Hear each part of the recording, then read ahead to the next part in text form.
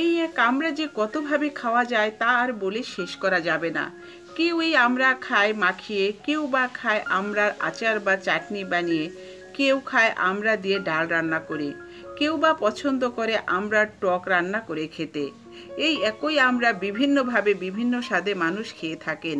যাই হোক, আমি আজ দেখাবো আমড়া মাখা। অনেকে হয়তো অনেকভাবে আমড়া মাখা খেয়েছেন, কিন্তু আমি আজ যেভাবে আমড়া মাখা দেখাবো সেটার স্বাদ ভুলবার নয়। এর জন্য কি করতে হবে? প্রথমে আমড়াগুলো এইভাবে ছিলে নিতে হবে। এখানে আমি আমড়াগুলো এইভাবে ছিলে নিয়েছি। এবার এই রকম একটা গ্রেটারের সাহায্যে আমড়াগুলো প্রথমে গ্রেট করে নেব। রাস্তায় বা স্কুল গেটে যেভাবে আমড়া মাখাই, সেই আমড়াগুলো একটু বড় বড় পিস করে কেটে মাখাই বিধায় অনেকের খেতে অসুবিধা হয়। মানে অনেকের এই আমড়া মাখা খেতে গিয়ে দাঁত টক হয়ে যায়, তাই অনেকে দাঁত টক হওয়ার ভয়ে আমড়া মাখা খেতেই চায় না। তারা যদি এইভাবে আমড়া গ্রেট করে তারপর মাখায়, সেক্ষেত্রে কিন্তু দাঁত টক হওয়ার কোনো ভয়ই থাকে না। যাই হোক, আমড়াগুলো আমি এইভাবে গ্রেট করে নিয়েছি। আমরা এইভাবে কেটে নিলে যা হয়, ছোট থেকে বড় সবাই অনায়াসে এটা খেয়ে নিতে পারে।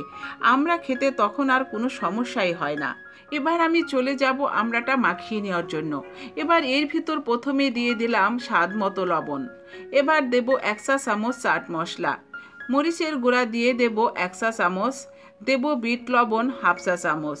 এই আমড়া মাখাটা যেহেতু টক ঝাল মিষ্টি হবে, তাই চিনি দিয়ে দেব 1 চা চামচ। এবার সব কিছু একটু ভালোভাবে মাখিয়ে নেব।